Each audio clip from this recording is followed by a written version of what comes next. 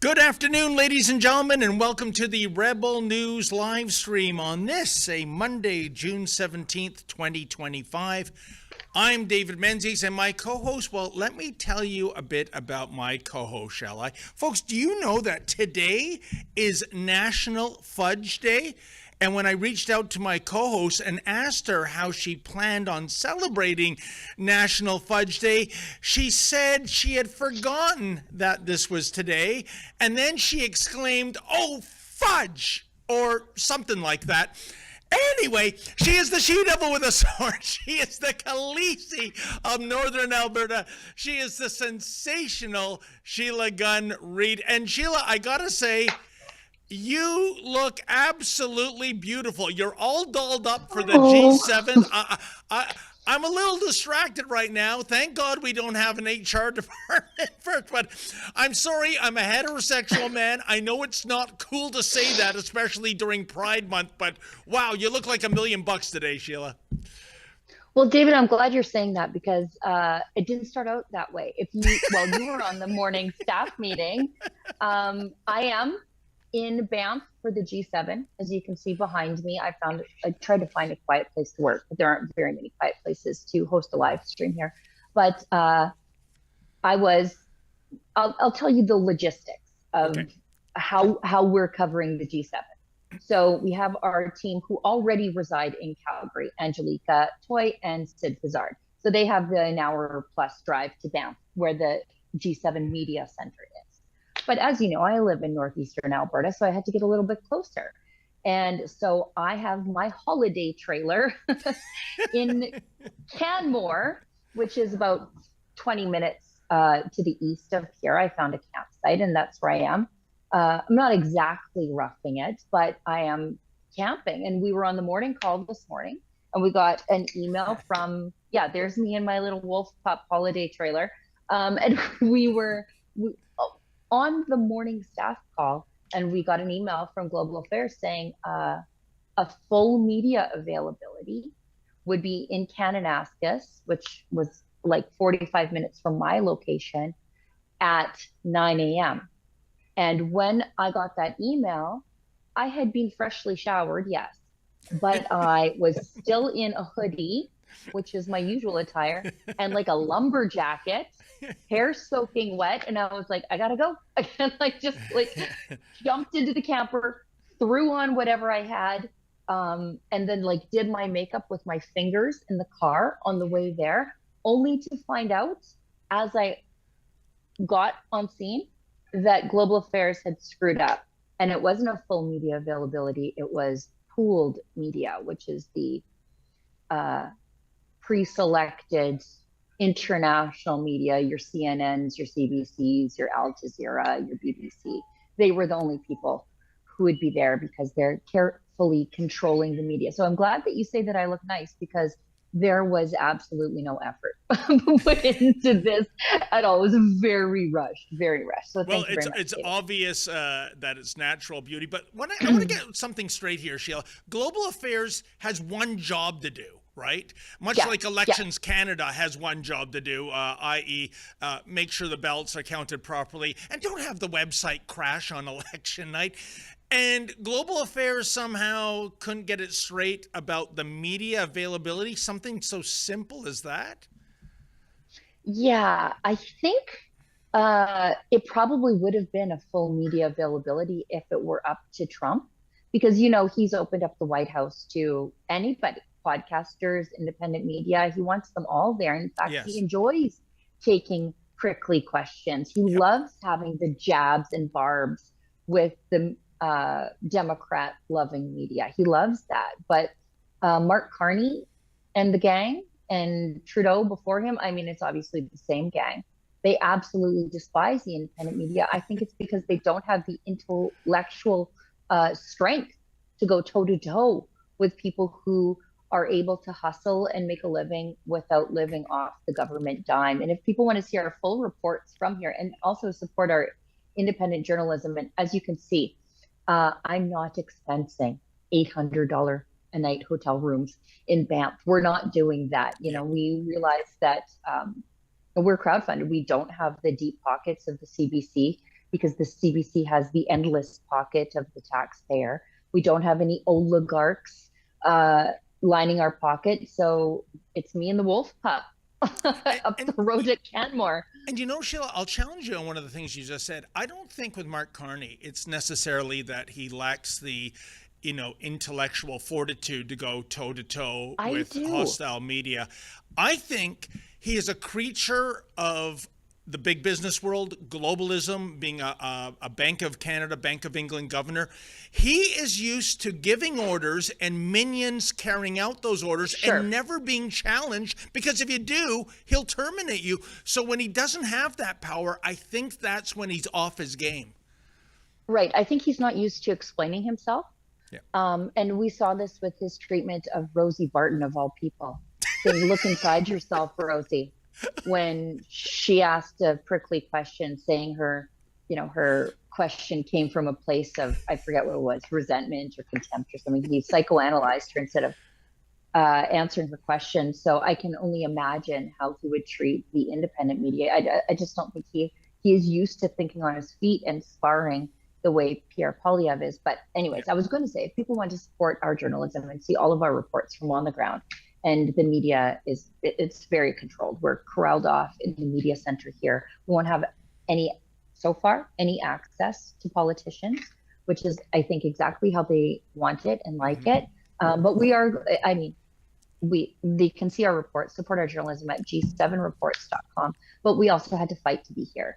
So that's why we are here, precisely because they didn't want us here, because we had to go to court last minute. To force them to accredit us. They blinked and said, oh, it's a computer glitch. That's why we didn't accredit you. Sure. Actually, I think it had a lot to do with the fact that we were able to get a last minute hearing in front of the federal court, the same federal court that had smacked the Liberals twice for blocking our accreditation. And I didn't think that they wanted the third time humiliation, because I don't think the court would take kindly to that. So once we were able to get that 9:30 in the morning hearing, the foreign affairs, global affairs, whatever they're calling themselves, they blinked. So if people want to support our last minute lawsuit, which wasn't necessary because we scared them, but still we had lawyers put the work in. Sarah Miller is absolutely phenomenal, the amount of work that she did over the course of 24 hours.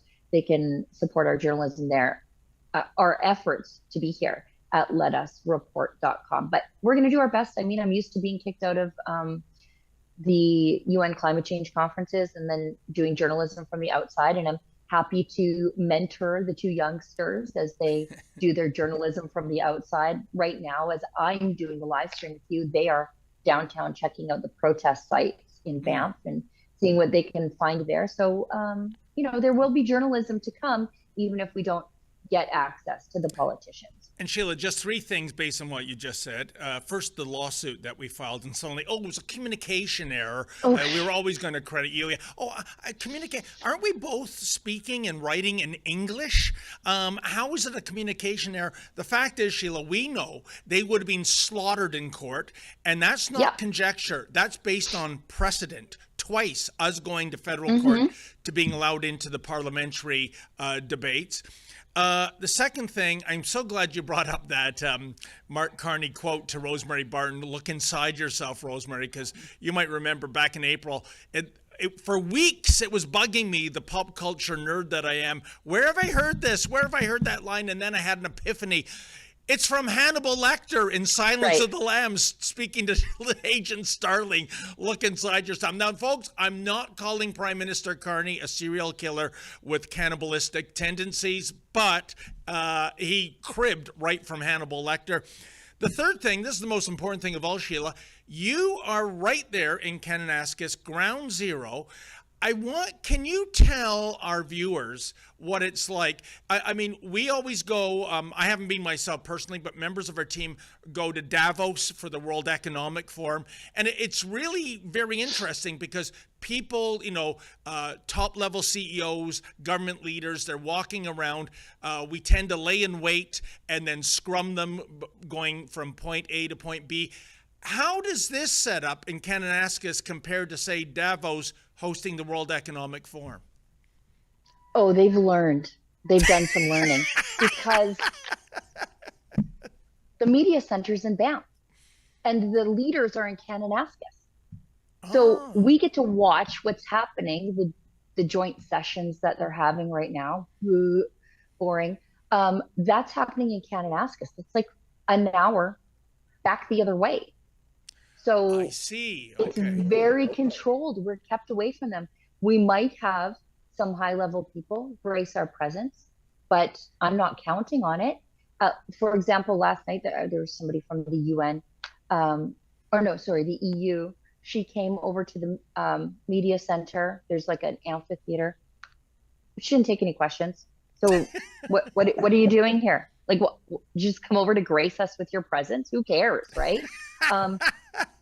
Nothing I couldn't get from a live stream. So they've done some learning. They're keeping the journalists apart from the leaders in Kananaskis. And, the Kananaskis, the lodge that they're at, it's 20 minutes off the highway. I went actually this morning to check out the police checkpoint. And that the checkpoint is even 10 minutes from the lodge. So it's a near impossibility. Every single road is teeming with police, sheriffs, RCMP, highway patrol, fish cops, like you name it. They're here on every approach. We colloquially call them fish cops, but fish and wildlife officers. So very little likelihood anybody will have an off-the-cuff interview with a passing dignitary. Interesting. No. Sheila, I guess the hot button thing that just happened maybe less than 2 hours ago was the meeting between President Trump and Prime Minister Carney. I'm sure Carney, from what I heard, Trump did most of the talking. I'm sure Carney is there thinking, not saying, but he's thinking, don't Zelensky me, don't Zelensky me. What did you hear about what went down in that meeting? I think we have a clip. We can watch it together. Mm-hmm. Can I tell you what my question would have been to President Trump? Please. If I had been there, because I had it in my brain.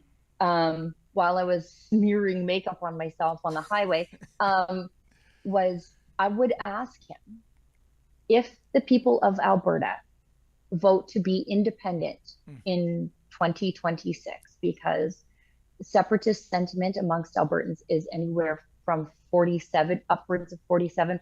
So 1 in 2, once you factor in the margin of error. Would you recognize a fully independent Alberta? Excellent question.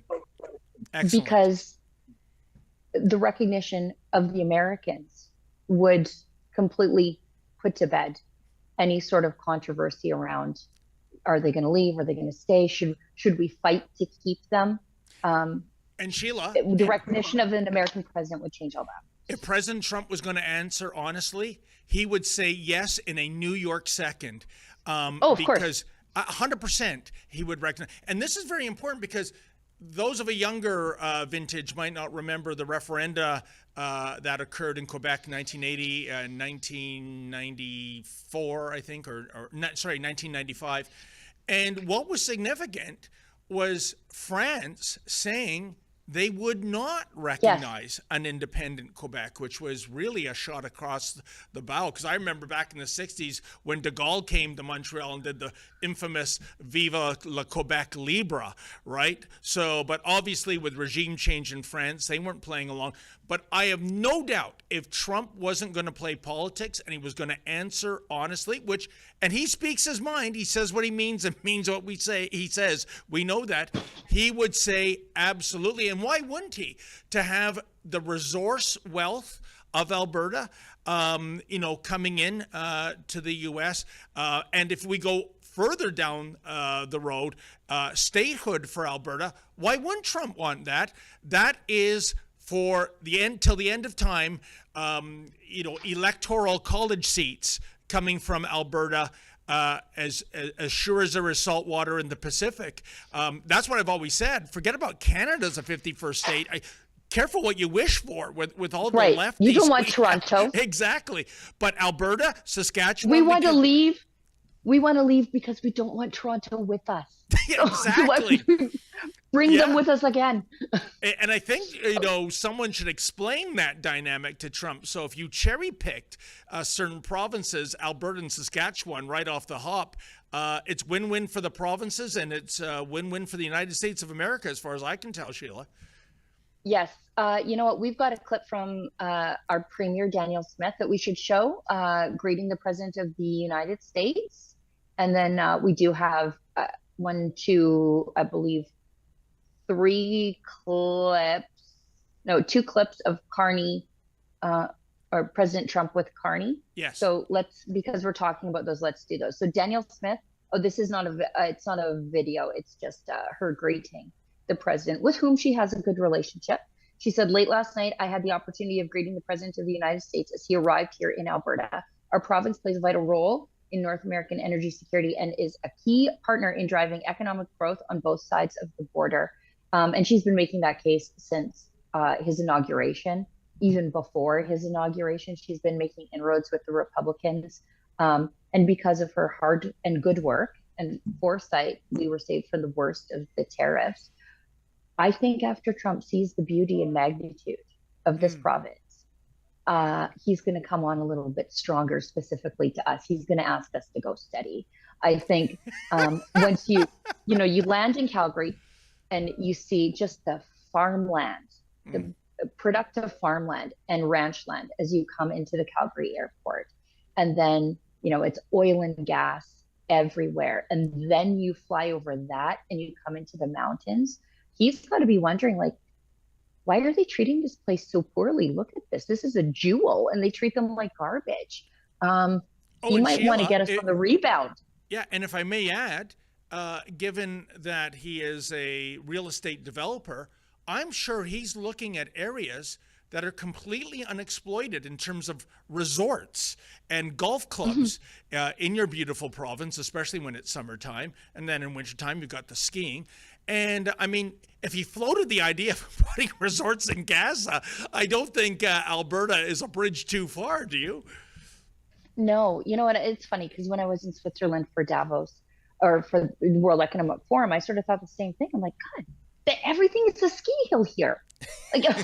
Why are we doing this? We have this. Why aren't we doing this? Exactly. It's because we turn everything into a park. That's why.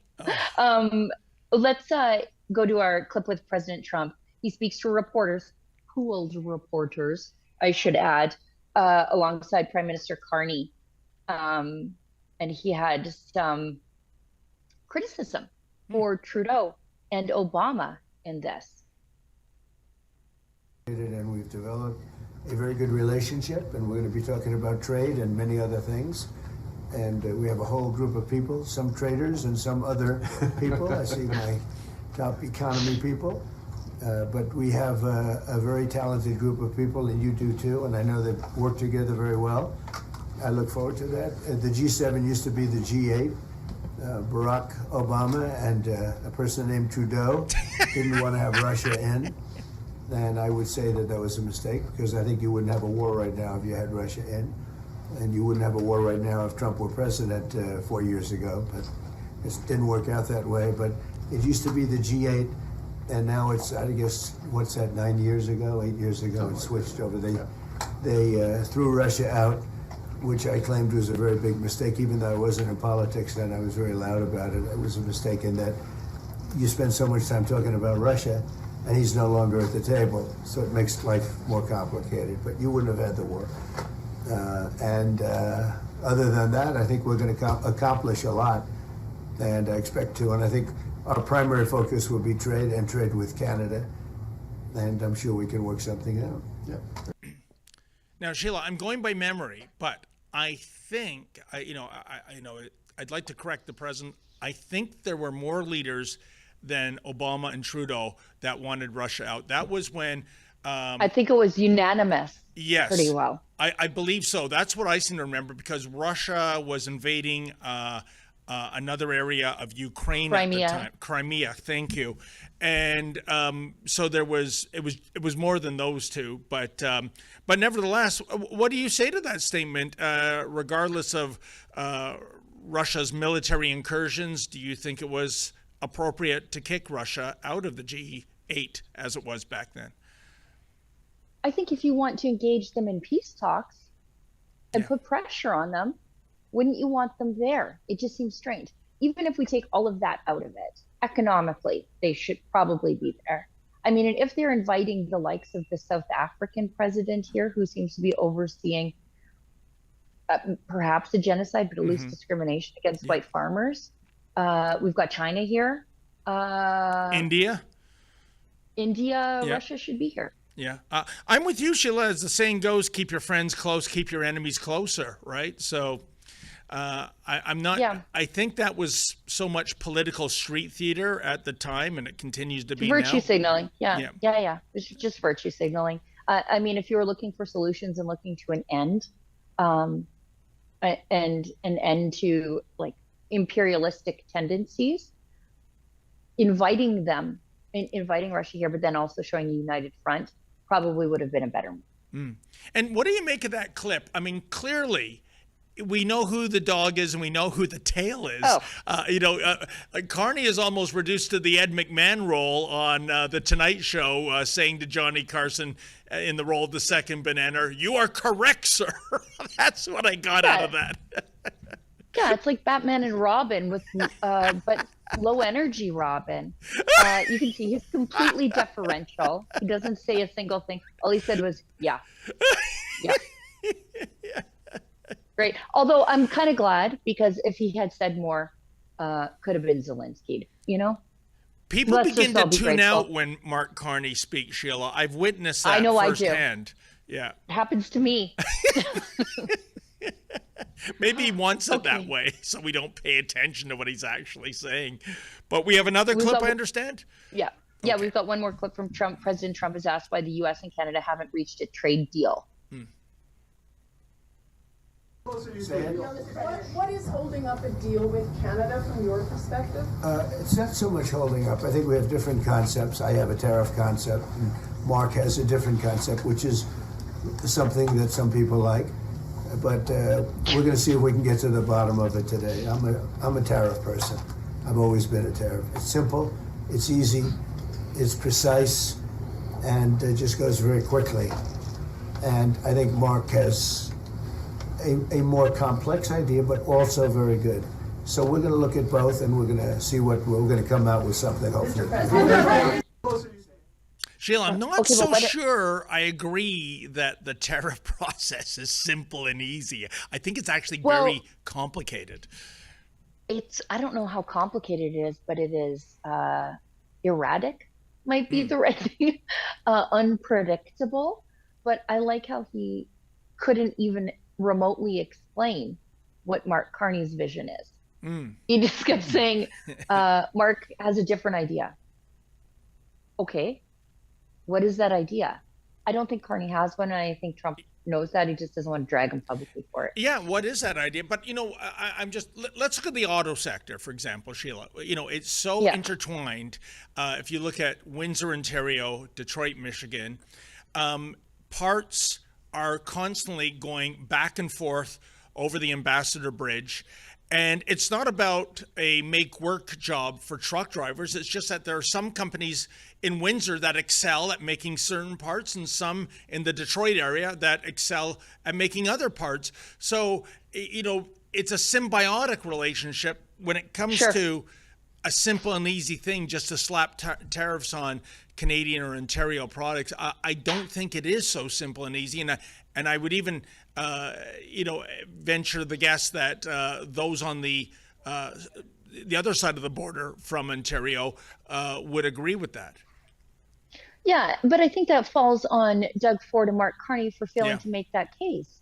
Daniel Smith did make that case to the Americans, saying, look, your refineries are specialized to handle Western Canadian Select, heavy crude from Canada. Now, there are other options where you could get that heavy crude from.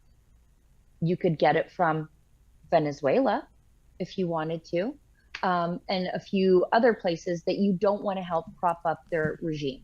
So she made that case to say, look, if you tariff outbound Canadian oil, that's going to hit your refineries.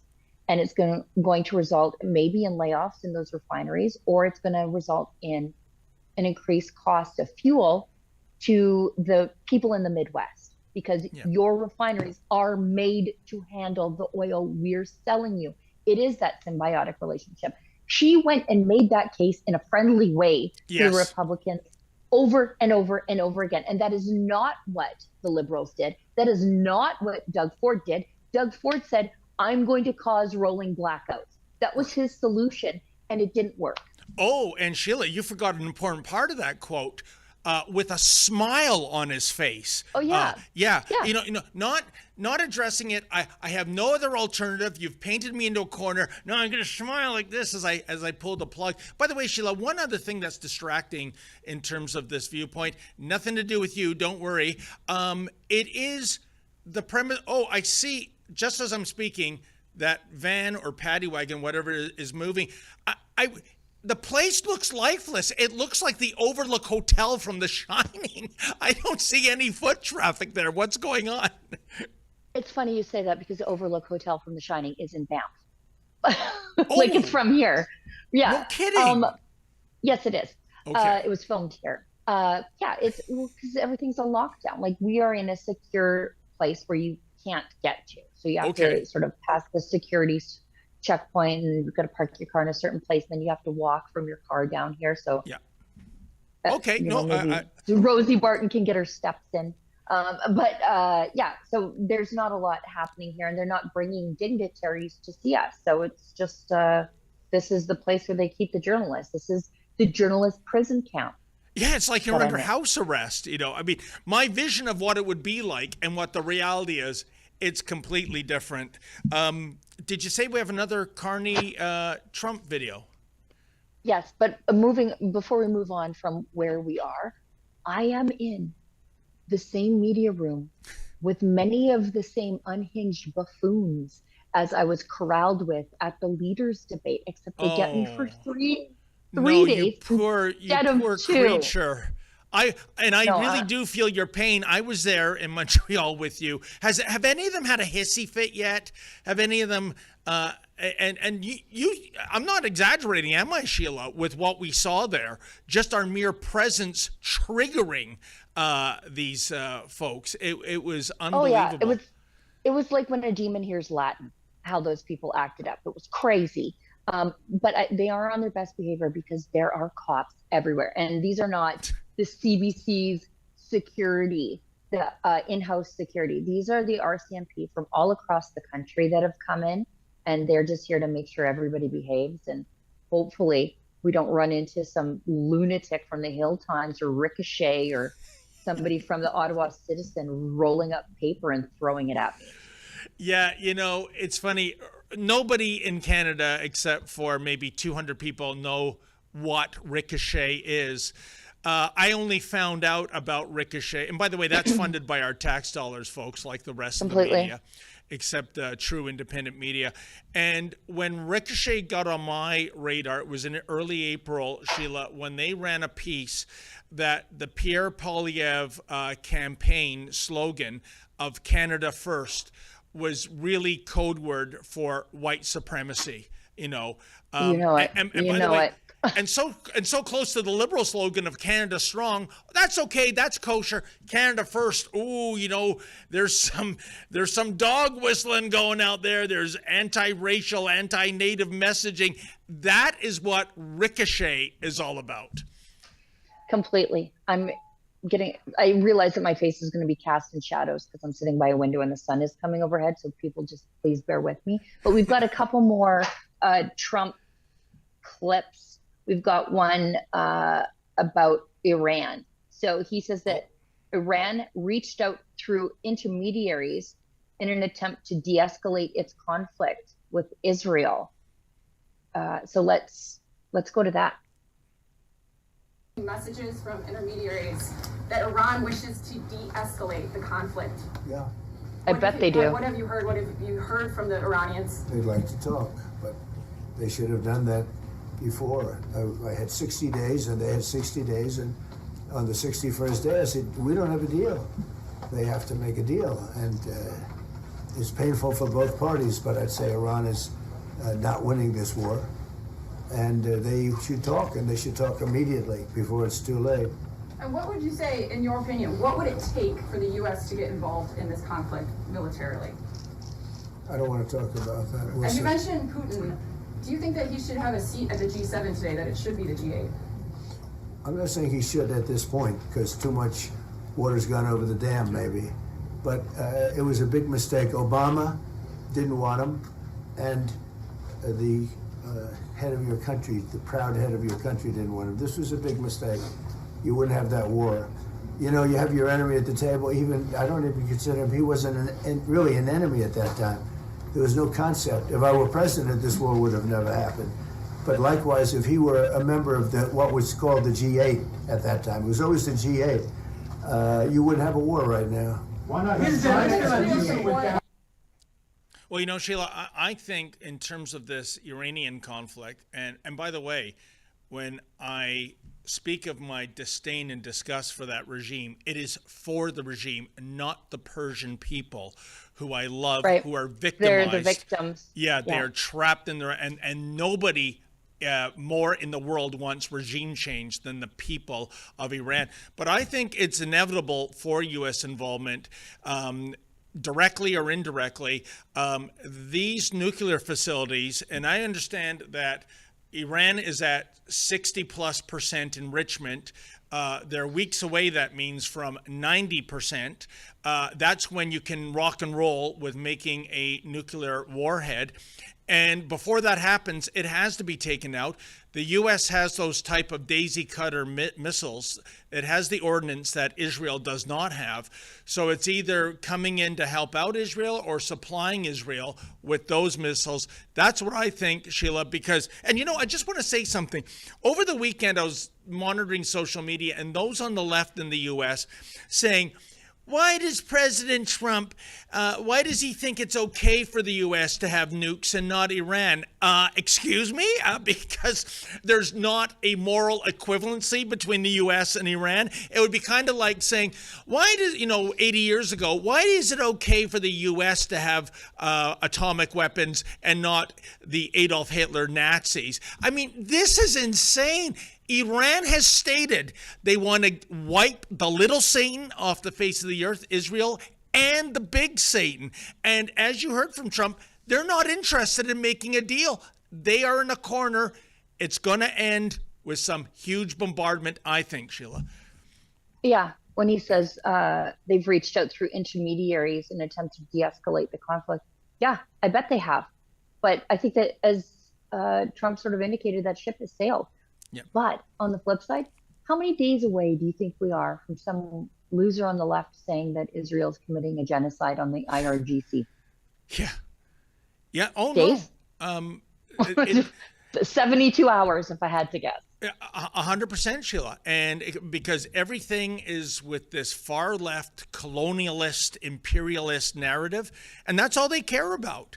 It is absolutely despicable. But, like I said, and a difference too with the trading of missiles over the weekend between Iran and Israel, Sheila, was that the Israelis were very precise in terms of hitting military targets, and the Iranians didn't care. They were sending missiles, those that got through the Iron Dome, into residential areas of Tel Aviv.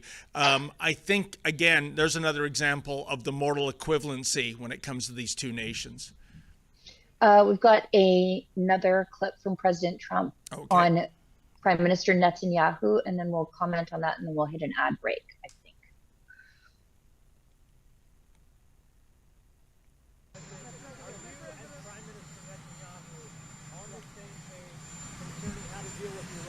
Well, we get along very well, and I will tell you that I think I have great respect for each other.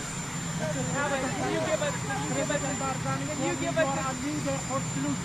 Go ahead, what? Mr. President, can you give us a sense of what de-escalate the situation between Iran and Israel? Well, I hope there's going to be a deal.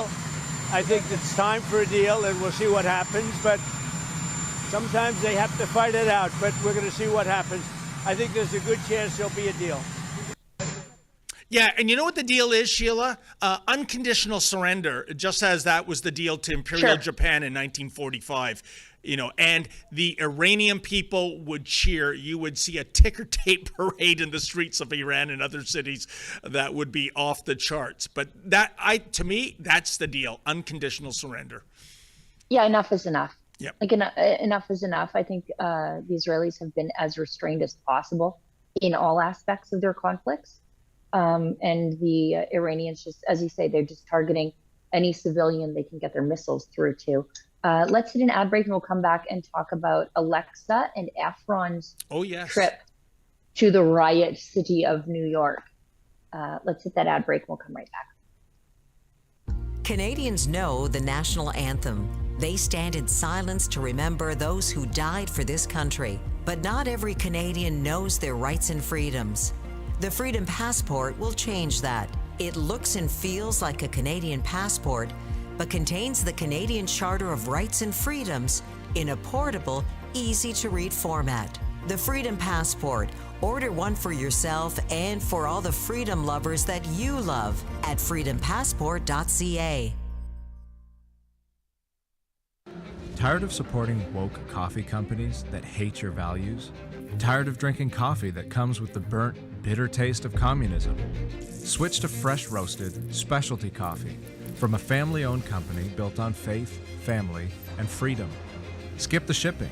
Get free coffee and some cash for gas, groceries, and ammo by becoming a Resistance Coffee Outpost today.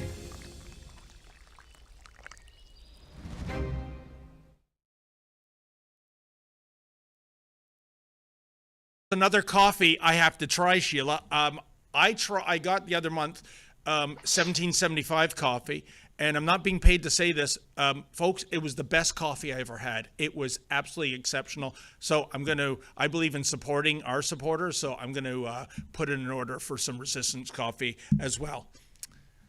You're not just the first person to say that. Lise got some 1775 coffee, and she said it was awesome. I have to tell you, the guys from Resistance Coffee were the biggest hit at our town hall in Regina. Oh, yes. Selling so much coffee, so much merch, signing up people to their email list. And that is one heck of a great video. That speaks to me as a conservative who is extremely addicted to caffeine. They were a hit. They were an absolute hit. And I think it's a real pleasure to do business with these guys. Excellent. Okay, let's go to the folks on the ground in a riot or a threatened riot in New York. You can see all of their coverage at riotreports.com. You can also support their trip to New York. We've got Alexa Lavoie, a protester at New York City's No Kings protest in a pink ski mask, slamming ICE and mass deportation, saying ICE shouldn't even exist. Let's watch. Oh God. You know what? This isn't real. This can't be real because this is not, stereotypes are stereotypes so often because they're true. I know that I am a stereotype. This is a stereotype. We know that most of the people here today, well, probably everybody, is against ICE and mass deportation. 100%. ICE should not even exist. I've been against ICE since ICE was formed. The mass deportations are false. No one is, no one could be deported on stolen land, okay? Oh. And so this is just all a big mask for racism and fear. And I'm against ICE, and I'm against deportation, and I'm for the community and unity, and I know that the American people, we have enough love and knowledge and unity to come together and oust this and stop this. You know? What did you think about, the riots that took place a little bit everywhere across the country? I don't consider them riots unless you consider ICE starting the riots. Okay, the only riots that were started was by ICE kidnapping people and human trafficking people. Okay, the people in LA were defending their community. And so we're not afraid. We're all coming out. We're coming out of the woodwork, especially big white ladies. Sheila, first of all, the people in LA defending their community. If Trump hadn't mobilized the National Guard and the Marines right now, LA is still burning. It is going to be, It would have been a repeat of the Summer of Love, even though imbeciles like Gavin Newsom and the mayor of Los Angeles don't understand the lifeline President Trump extended to LA. But again, you see what I said earlier, imperialism, colonialism, it's the Marxist narrative driving this. When she said stolen land, it's like when we go to Brampton and the international students and the people on work visas, it's time to go back, mostly to India, and they have encampments and they put up signs saying nobody is illegal on stolen land. That is the narrative. One last point on this, Sheila, before I get your thoughts. President Trump said on the campaign trail he is going to go after illegal aliens. They're going to be arrested. They're going to be deported. And he got an overwhelming mandate by the American people. He won the popular vote, the Electoral College, all 7 swing states. Meanwhile, the Dems' response to this, let's go down to the places where these criminals, some of whom are even wife beaters, are being deported to, and have coffee with them and show our solidarity with them. Talk about losing the room. Do you think anyone in middle America is saying, yeah, the Dems are right on this file and the president is wrong?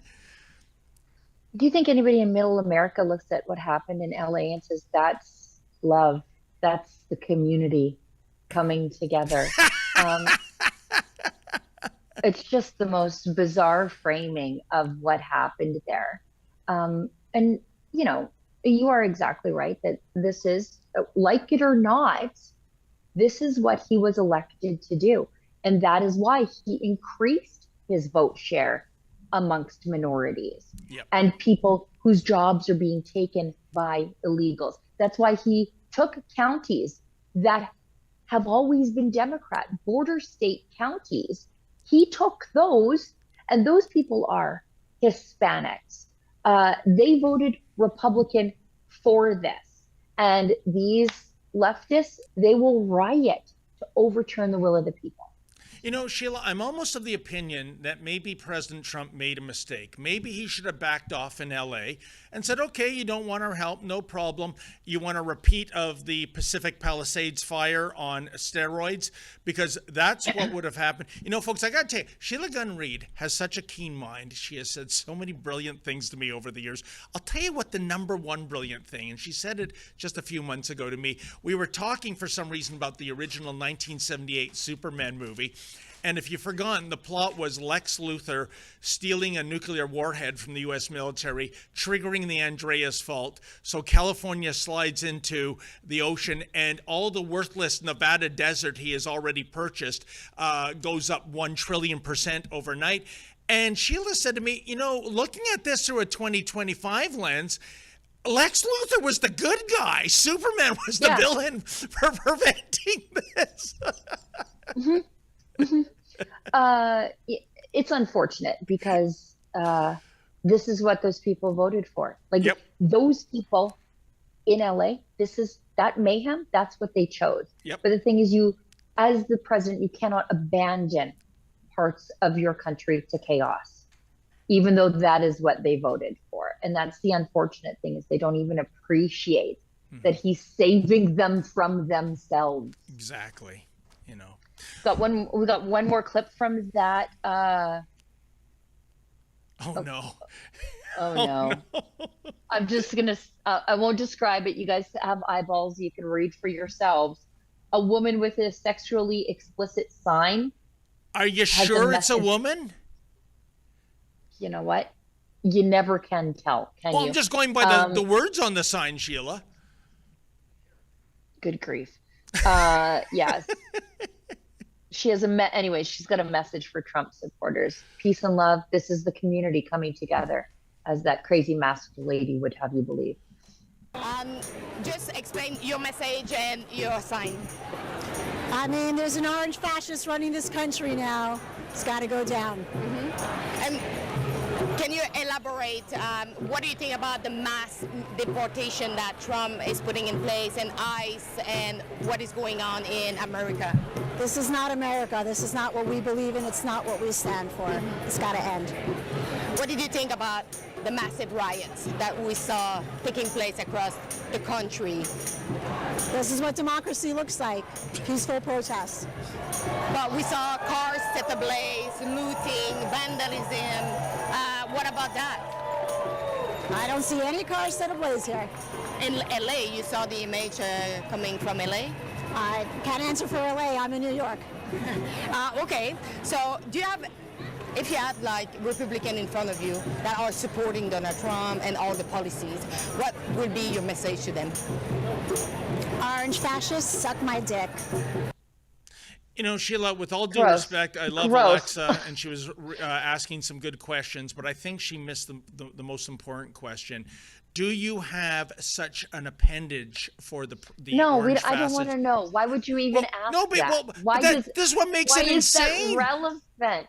So is that a wait, trans man? Is this a man presenting as female, so he actually does have that kind of wedding tackle? Because I'm baffled by the fulfillment of what she's asking for.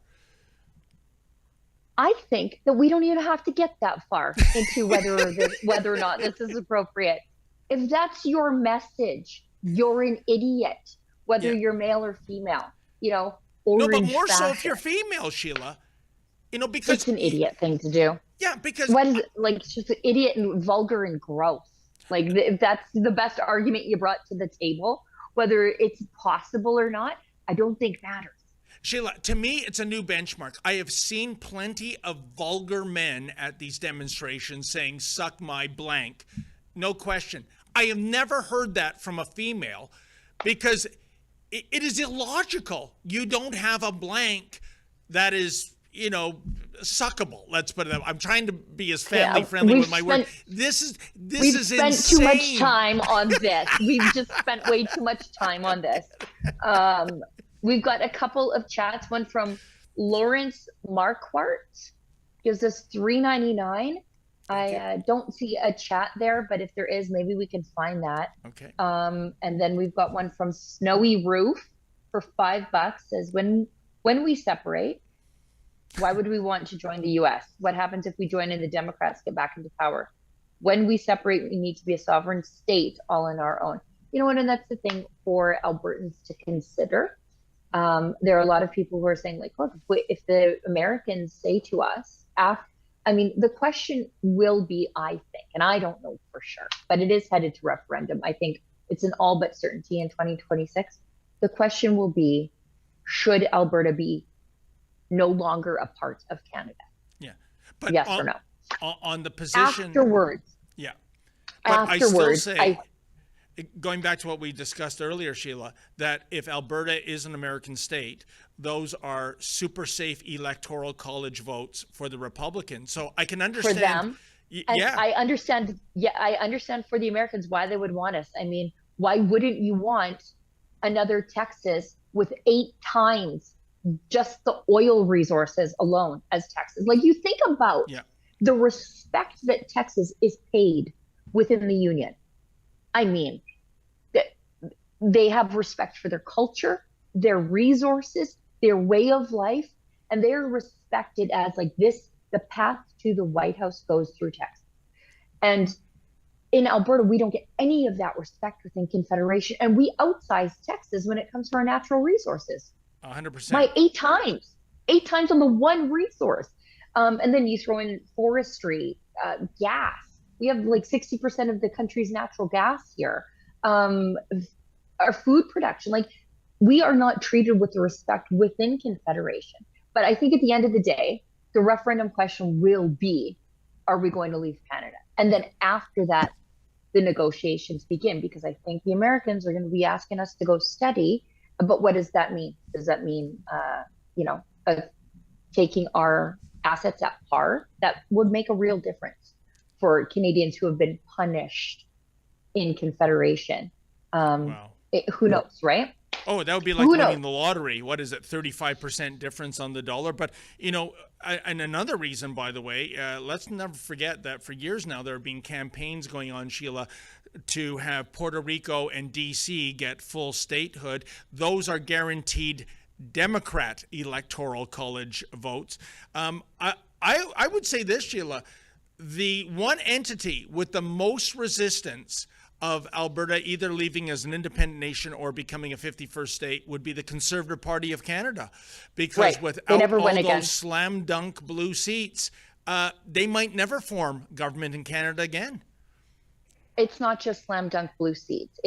We're the first domino to fall, because you think Saskatchewan's going to stay behind if Alberta goes? The hell. They're going to look around and say, we can't prop up this. They're going to want more from us. We leave, Saskatchewan leaves, and then I think the interior and north of BC is going to have some serious conversations. If they would be the third domino to unshackle itself from both Ottawa, but likely Vancouver. And so it's not just Safe Blue seats, it's Safe Blue fundraising. It's the Safe Blue brain trust 100%. of the party too. They never win again without us. Yeah, 100%. All right, Sheila, do we have some more from Alexa and super producer Efren, or? We don't, but we will have more. This is what I'm telling people. We will have more from them. We don't have more to tease to you right now. But if you want to see more of their reports and support their trip to New York, like they thought they were going into a serious riot and they went anyway. Actually, they were sort of like, we must go if there's a riot. So if you want to see more of their journalism and support it, go to riotreports.com. Sheila, in your neck of the woods, this is an interesting video. Khalistanis have a massive convoy on its way to ambush Indian PM Modi at the G7. Why don't we run that video and, try to make sense of it all? Good grief.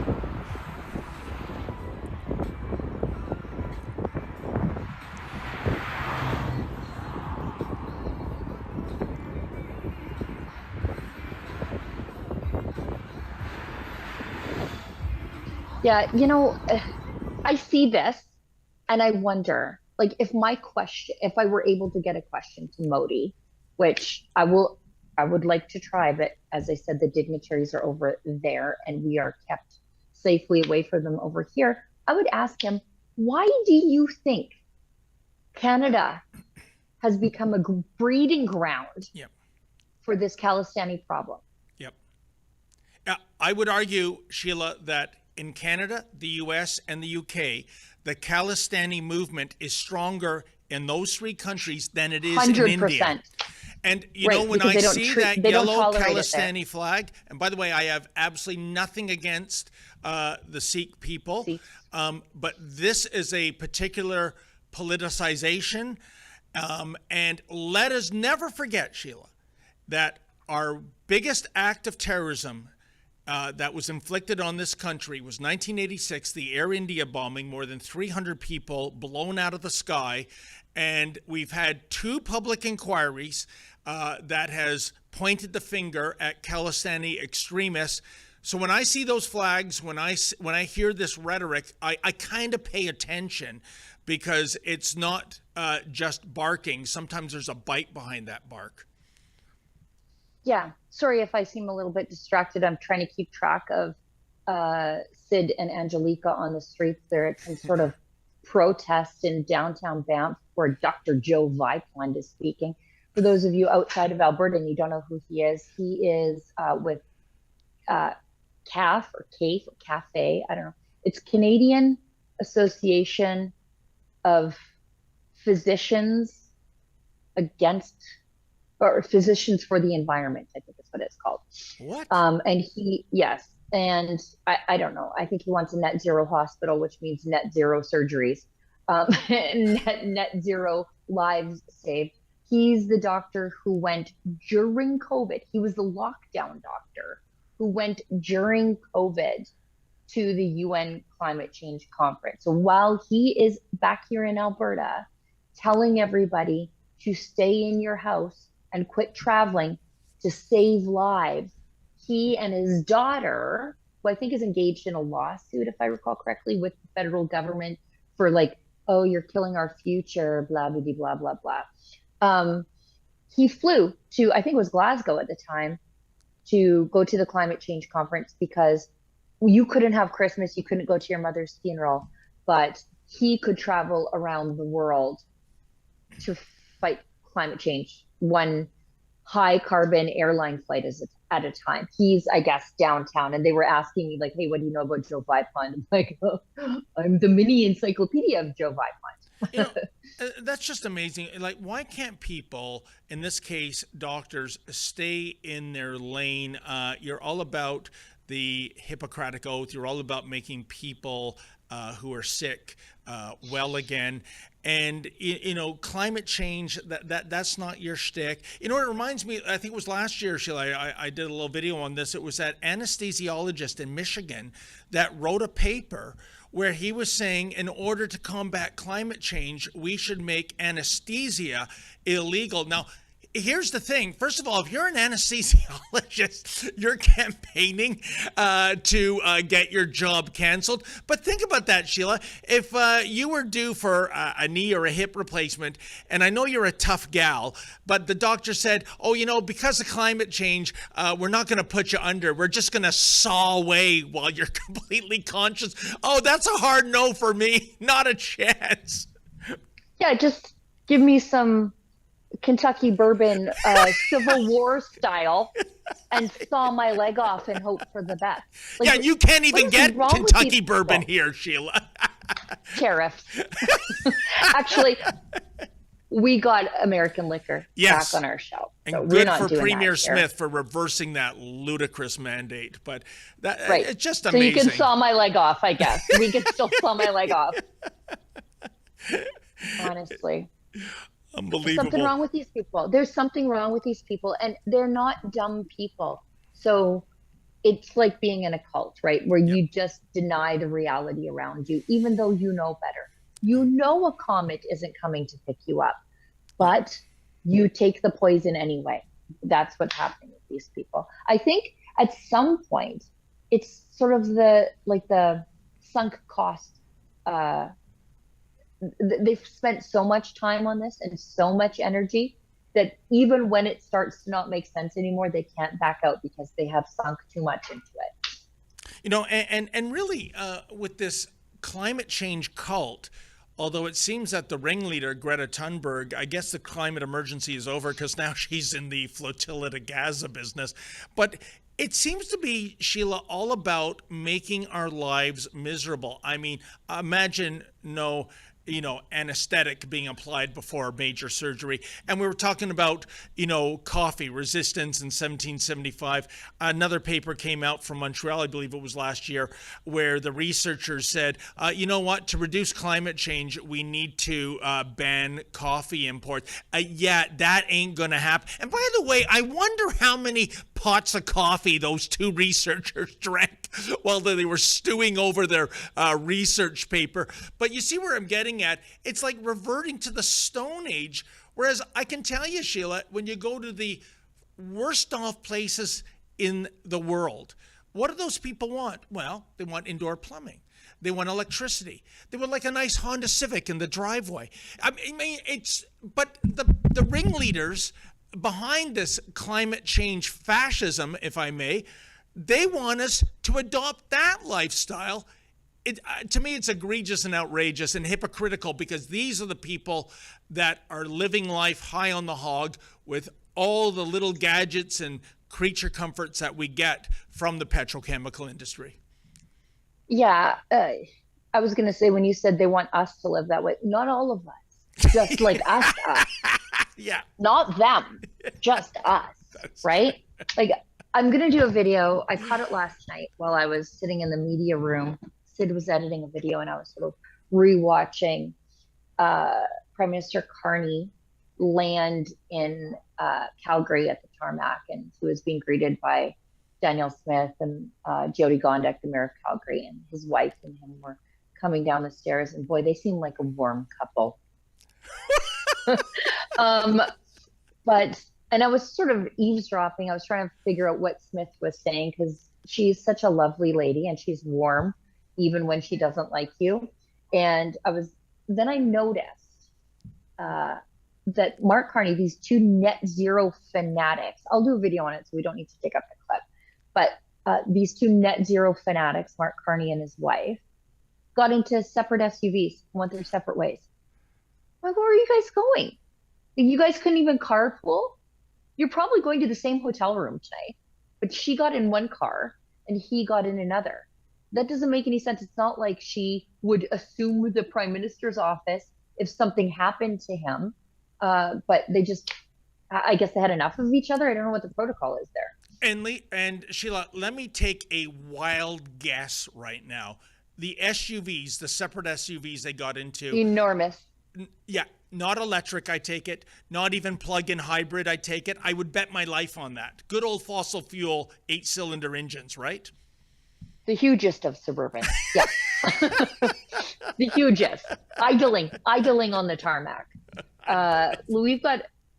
Let's get to this one because this is hypocrisy at its finest. And like, Mark Carney's cabinet is an absolute mess. People keep telling me Mark Carney's smart, but based on his cabinet picks, I think he's an idiot. Gregor Robertson, the former mayor of Vancouver, who oversaw the explosion in housing prices in Vancouver, this is from Blacklock's, but it first broke in The Breaker by Bob Mackin. Housing Minister Gregor Robertson attempted to hide millions worth of investment property from MPs, according to British Columbia land titles uncovered by The Breaker News. Robertson would not discuss his real estate dealings when questioned in the House. This is wild. Robertson had investments in at least 3 properties, reported Bob Mackin. Tax assessors put the combined value at $11 million. He owns a 2024 built house in Tofino, BC. That's, by the way, Gregor Robertson is also a climate fanatic. So if he lives in Vancouver proper, that's a bit of a jaunt to get to the far side of Vancouver Island to Tofino. And then an undisclosed interest in a lakeside property in Squamish. The Squamish property at Levitt Lake is assessed at $5.6 million and is a 2-story home on 17 acres. Separately owned, a company that Robertson registered in 2020 called 11 Otters Investment Inc. is listed as, you know what, this guy, he's using these real estate holding companies to get around taxes. I suppose just like his boss. Anyway, it's a company he registered in 2020 called 11 Otters Investment, is listed as the owner of a nearly $3 million assessed 11-acre property on Pacific Rim Highway near Cox Bay and Tofino. He loves the Vancouver Island. According to the report, Robertson's penthouse near English Bay in Vancouver was assessed at almost $2.4 million. He does not live in his riding. Amazing. Sheila, as egregious and outrageous as that story is, I'll tell you what's even further beyond the pale. Maybe I'm just an old dinosaur, but I remember back in the day when a story breaking a scoop like that would mean that the next day or just later that day, the minister would have a press conference and submit his resignation. That's how bad this is. And that does not happen anymore. It just does not. There is no honor as far as I'm concerned. No. If that were, first of all, if that were a conservative cabinet minister, he never would have been a conservative cabinet minister based on his, based on his history of being at least responsible in no small part to that housing problem in Vancouver proper. But then having all of these real estate holdings, these things would have been declared to the ethics commissioner or should have been declared to the ethics commissioner. Looks like he didn't. What is he going to pull? Is he going to pull a Bill Morneau and say, I forgot about that French villa I owned with my curly fry heiress wife of the McCain family? Like, is that what he's just going to pull and say, well, I just forgot. I didn't declare $10 million in property holdings. How do you forget $10 million in property holdings? Well, if there's only one way I could think of, Sheila, that he's a multi-billionaire, then 10.4 million is chump change you find in the sofa. But you're absolutely right. Yeah. Those are huge numbers. He should resign. He should never have been given that portfolio in the first place. But there seems to be a pattern by Carney that he's following Trudeau of giving some of the dumbest Liberal MPs cabinet positions. I don't get it, Sheila. Yeah, his immigration minister is a total idiot. His environment minister is a total idiot. Public safety. Public safety, absolute moron. And, with ties to terror organizations, doesn't know the gun file. Yeah. And now our housing minister is, I guess, a real estate mogul who forgot about his real estate holdings. What else is he forgetting to do? Unbelievable. Incredible. Well, I think we have the Daily Cringe is our last one, right? We do. Okay. It is. I love this. Opinion. On Father's Day, it's crucial to recognize the importance of mothers. Let me just read this. On Father's Day, when all the attention falls on perhaps the least important character in the delivery room, what? It seems to me that a smart father would insist on recognizing the blinding truth. The woman who made him a father is the real hero of the story, writes, oh my God, Mark Bolguch, who is an absolute crazy person. Who would write this? We already have Mother's Day. Like, can we recognize that mothers and fathers play an equal role in their children's lives? Children who grow up without a father are more likely to engage in criminality, more likely to go to prison, more likely to be abused in their child. Like as a child, they're more likely to face abuse. They struggle with school. They're least likely to complete high school. They're least likely to go on to university. Dads play a vital role in a child's life. But this is chalking them up to being just like sperm donors in the whole process. Oh, I don't know, Sheila. The left says just build more basketball courts. You really don't need a father in a child's life. But to your point, that is the crux of the matter. We have Mother's Day. Mother's Day comes before Father's Day. And I'll tell you, based on my observation, Sheila, people care deeply about Mother's Day, whereas Father's Day, I'm being honest, it's kind of an afterthought. I didn't even know this Sunday was Father's Day myself, and I'm a father. But if you look at restaurant bookings, when you're talking about the top booking periods, it's things like Valentine's Day, Mother's Day. It's like, there's restaurants that are totally booked.